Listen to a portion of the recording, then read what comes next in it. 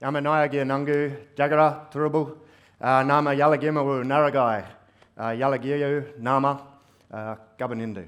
So what I said's up there. So that's my language, that's Gamilarai, that's who I am. And this session is going to be about me, my journey, and my journey, speaking of that, through my law as Gamilarai. So it's going to be very different to things that you've heard over the last couple of days, I'm sure. So bear with me. For some people it might be triggering because it's going to, at times, challenge certain concepts that I guess we take for granted, like individualism, capitalism, consumerism, materialism, and a whole bunch of things that I believe, as Gamilarai, as an Aboriginal man, have led to us experiencing a whole bunch of wellness problems in this country. Not just for us as Aboriginal peoples, Torres Strait Islander peoples, but as Australians. So this is my journey. So people often ask me who I am. So, Naya Nandu Nai. Who am I? I'm those things up there. I'm my history. Every cell in my body contains every piece of information back to the beginning of time of who I am. That's how I can stand here today. Every cell. From a time that starts well beyond what most people's imagination could ever believe. I'm a cell. I'm nothing more than a cell on this big ball that we all get to enjoy our life on, with all you other beautiful cells. On this larger organism that we exist. I'm an organism. So I'm a living, breathing makeup of that collection of cells. Organs, tissue, etc., etc. I'm a community. There's more living inside me than what you can see. More of my DNA is made up from bacteria than what is here on the outside. I'm a community that supports that. It's a community that drives me in what I think, what I feel. So I'm like a universe for everything that lives in there. Without me, it doesn't have a place to live. So I have a responsibility to live well so that it can live well. And when it's living well, it allows me to feel well. And I'm a creator. So while I'm a makeup of my history, I have the ability, here and now, while I'm breathing, while I'm talking to you, living my life, through my buralul, through my creation, what many people talk about as dreaming, to create a future. I get to do that for my kids, for the people I work with, the people I interact with. And we all get that opportunity on every single day. And that's a wonderful thing to be able to do. To know that you are, every single breath you take, you are actively helping to create futures. That's a pictorial depiction of me. So I'm a makeup of spirit, that positive energy, that spark that lives in here. Encompassed then by my mind, my body, my soul, my genetic makeup, and then a whole bunch of other things that are just as much a part of me as what you can literally see or hear or measure, like my family, my community, my law and my culture, my country. They are all part of me. We've lost the slides. There we go. That's two different periods in my life, spanning 10 years. You can see there, this one on your left. I can never figure that stuff out. Should have seen me with the VR goggles on. I was lost. That's where I was 10 years ago. That's my 30th birthday. That is the peak of my looseness. I was very far away from who I truly am. I was lost. I was hurting.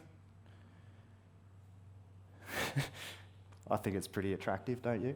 Look at that. So I look at that these days and I go, wow, I'm so grateful that I'm alive.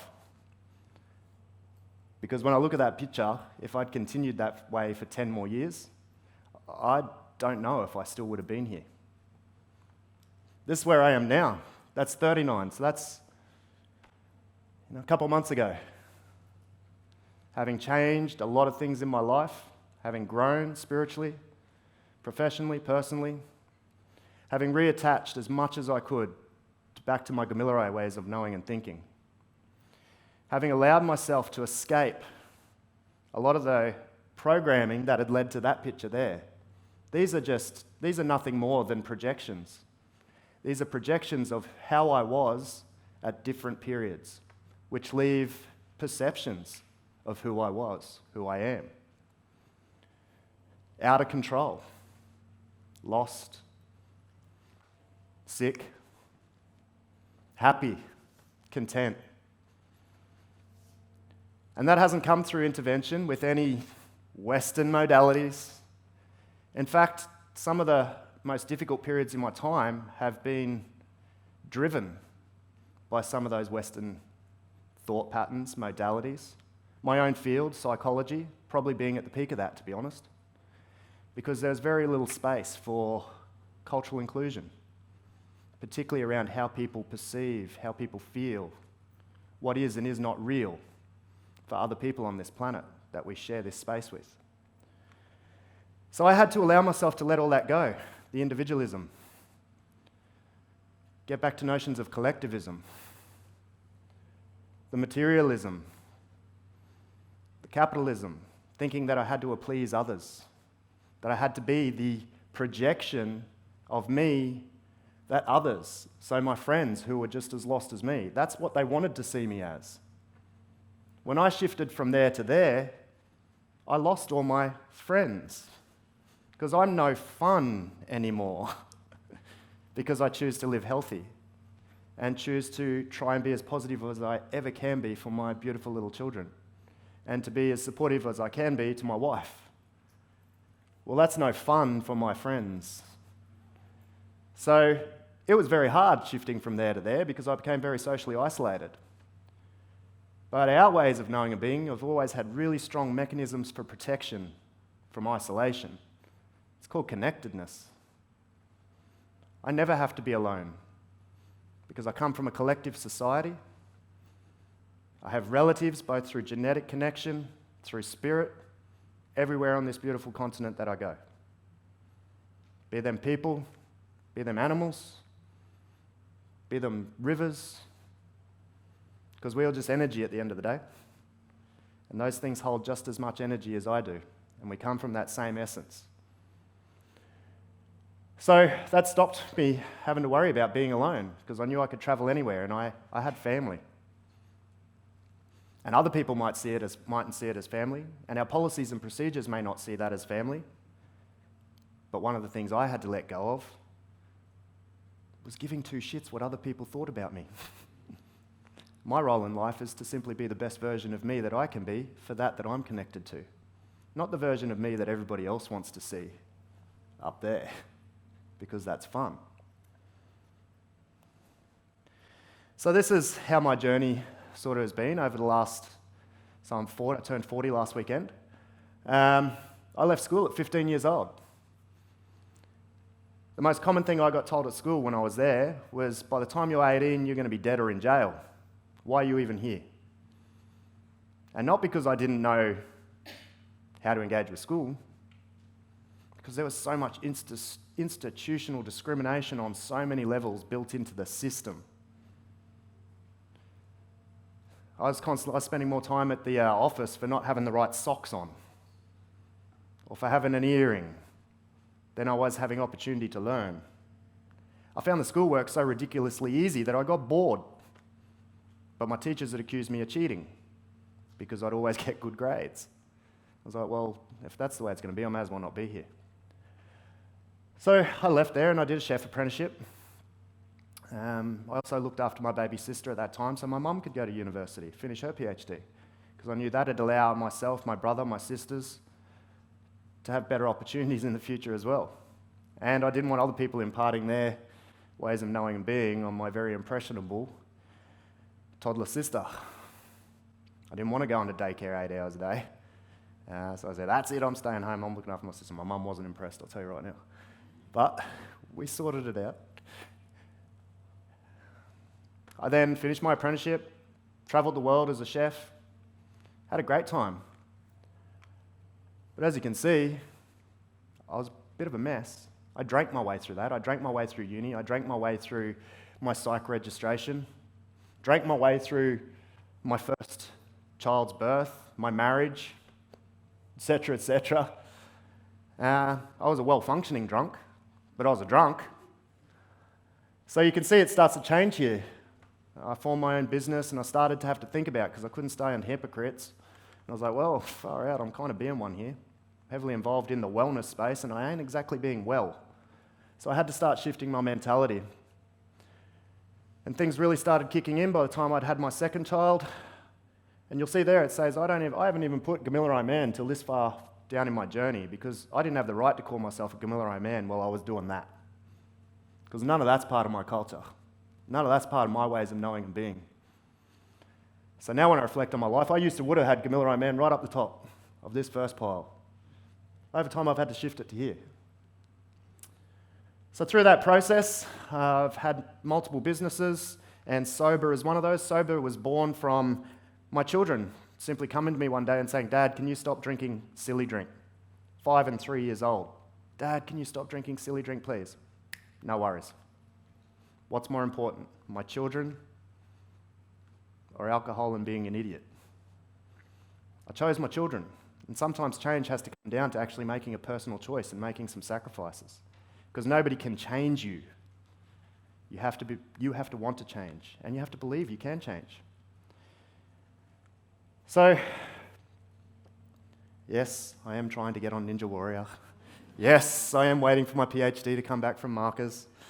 People keep saying congratulations. I say, do not congratulate me till I get the damn piece of paper that actually says that it's cleared.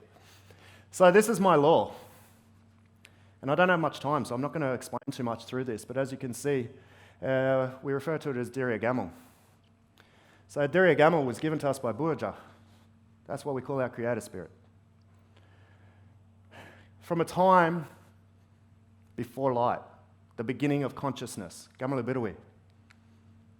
And it's carried on through Burugu, being my creation, my dreaming. Burugu Nayali is the dream time, period of creation that is forever constant and I am forever a part of. That's some of the principles that drive my law. Does it look like how the media likes to portray Aboriginal peoples?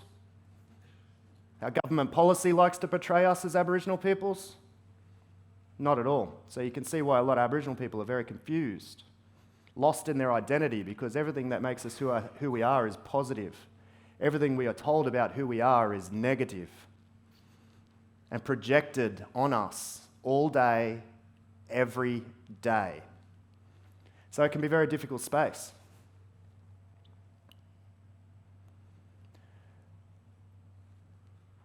And that allows me to be connected to everything through Bilmal, Galvin Gunnagal, and G Dua, heart, soul, connection to everything, heart, spirit. These are our ways of thinking. This is what allows us to remain humble, to see the beauty and the knowledge in everything that is around us, to go through our learning processes that help us to entrench that knowledge and then to be able to share that on through observing.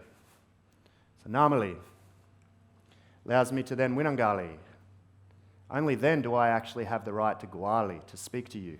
I only have a right to speak about what I know. Never do I have a right to speak about what I do not know. Once I know, I then have a right to start learning again, learning at a higher level, which eventually leads me to being able to speak at a higher level. So what's all this mean in terms of change? It comes down to some pretty basic principles. Humility. I see the value in everything and I do not see myself as more than or less than anything else on this planet. I'm just part of. I've learnt more from dead people and trees than I've ever learnt from the living or people or from books that were once beautiful trees, particularly about living. Authenticity, being real. Who I am is who I am. I've had a bad history. It's helped get me to where I am. It's part of my story. No point trying to hide it, May as well try and use it in a positive way to assist others. Integrity. Basics of integrity, having positive purpose. How often are we working within business from a position for positive purpose for other across time? And that's what we try and do within the businesses that I'm involved with. And legitimacy, or for me, how I live my life is lawgitimacy. I live through my law first. That protects me from Australian common law because it's based on positivity. And then the negativity within Australian common law can't get its greasy hands on me. And it's about understanding that at all times I fulfill two roles and I act in both sides. At times I might be Booba, the father, the teacher, the facilitator. And my role on that side is to do everything within my power, everything within my opportunity and resource to help Gaeli, the child, the learner, on their journey. Hey, but then I'm on the other side just as much, if not more time. And when I'm on that side, my role is to learn and to do whatever I can to help Booba. Help provide them with the opportunities and the resources. Carry myself in a certain way that makes it easier for them to teach me. It's a constant process. So for me, things like leaderships that actually bring around positive change for other people, is about understanding that you're always involved in both sides of that story. And I think the more we can get back to that, rather than seeing ourselves as managers with employees or teachers with students, is that we're actually part and parcel of both, and that we're constantly on this journey of growth, and both sides are needed for continuous growth. So they're the principles that have allowed for Sobah to form, and you can come out and have a further yarn with me if you want. I've got no time left. So thank you very much for sparing your time with me. Gabanindu.